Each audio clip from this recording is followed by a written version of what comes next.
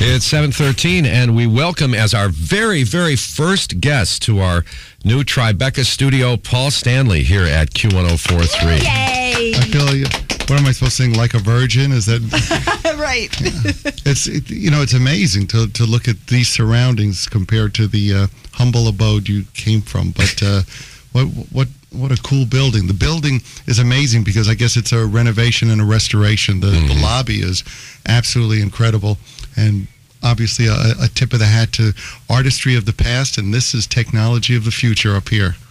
The building itself has a really amazing history as a communications hub. The Atlantic Cable, uniting North America and Europe under the Atlantic Ocean, its terminus was in this building at 32 Avenue of the Americas. So it's only appropriate that this is where we ended up. And some of the very early days of radio broadcasting, experiments and so on and so forth took place here in the, actually earlier than the 1920s. This is the AT&T building, and they were involved in a lot of experimentation with wireless communication, and here we are. Here we are, an experiment in progress. And Paul Stanley, for more than 30 years, a guy who has reigned supreme as one of the single most recognizable frontmen in the history of rock and roll, the principal songwriter, driving force, and unwavering voice of KISS. Amen. That was worth getting up for this morning. And,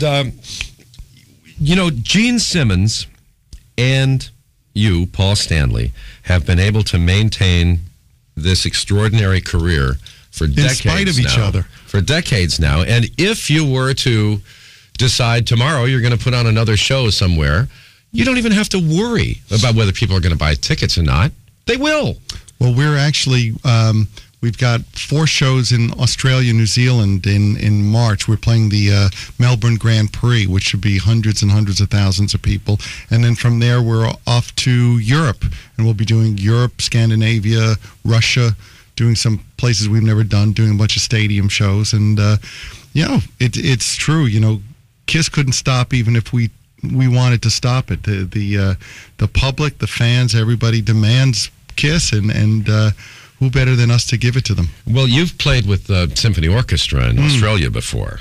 Yeah, we played in Melbourne with the Melbourne Symphony Orchestra, 80 some odd pieces, and did an amazing night at their stadium there. Now tell me what it's like as the front man of a rock band to be fronting a full symphony orchestra. Scary. I mean, it's exhilarating. It's unbelievable to hear music that you wrote, most of it on a sofa with an acoustic guitar being played, by these incredible musicians, schooled musicians, and the arrangements were just unbelievable. And we only had, I think, a day and a half's rehearsal, and then it was, that's when you find out what you're made of, when you just have to get out in front of 40 or 50,000 people and hold your breath and hope it all comes together. And it was astounding. Here's Strutter at Q1043.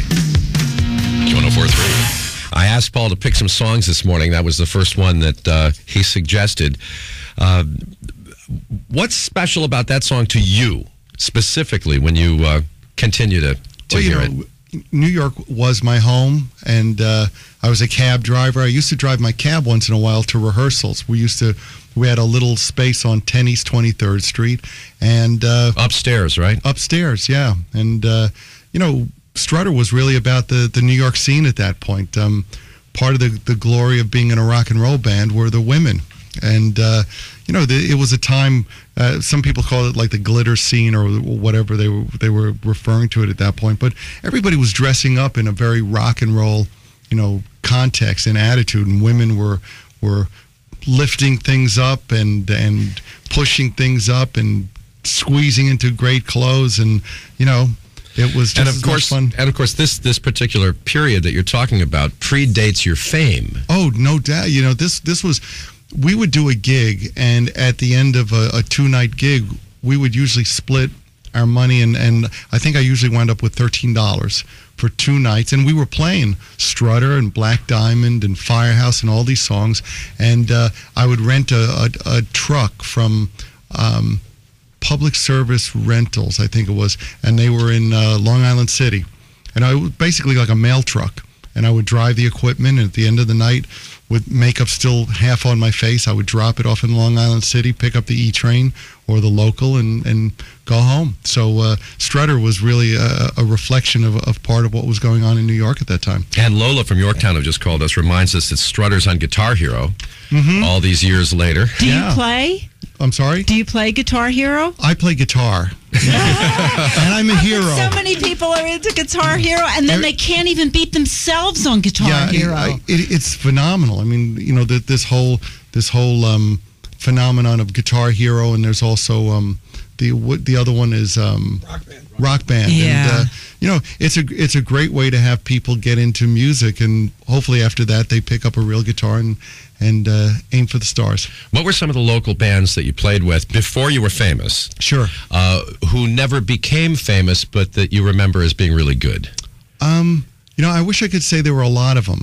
You know, the problem with the New York scene was most of the bands were really like a fashion show for the music. You know, there wasn't a lot of great music. Most of the bands spent more time hanging out at Max's Kansas City or the Mercer Arts Center than rehearsing. But they all looked great. I mean, the Dolls obviously were you know, the kings of New York.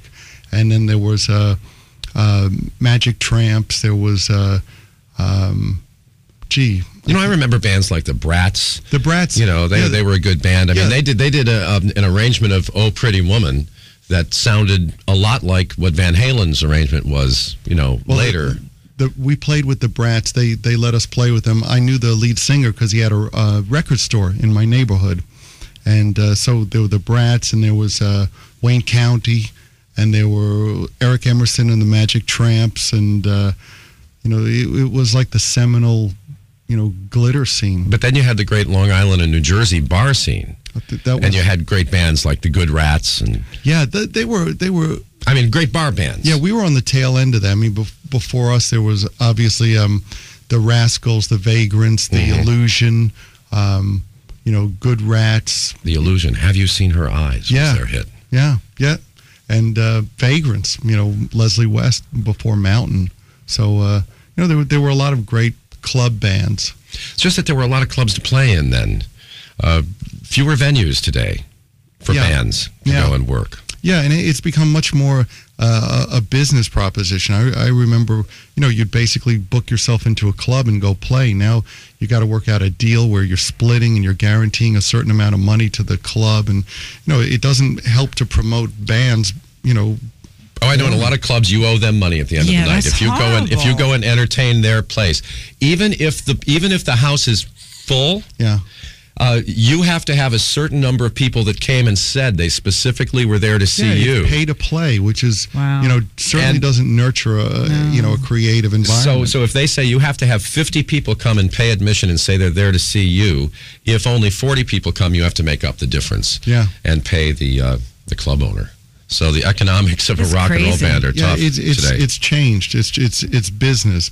But do you remember, Shelley, all those nights? Oh, yeah. You and I together, and we still had to get up early in the morning. We'd be out at clubs all over the place. Sure. The Cuss from Ho in New Jersey and Ho-Hocus, Mother's in Wayne, out to my father's place on Long Island. I mean, remember, what was it? Banana Fish Park in Brooklyn. There was a place in Brooklyn that was just Metal Land. I'm trying to remember the name of it now, but I mean, it was. I know what you're talking hardcore, about. serious metalheads in this place in Brooklyn.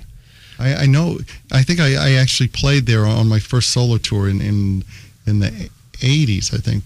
But yeah, there was a big metal club. Can't remember the name of it. Well, somebody will remember. Someone will call. It's yes. 7:25. Paul Stanley's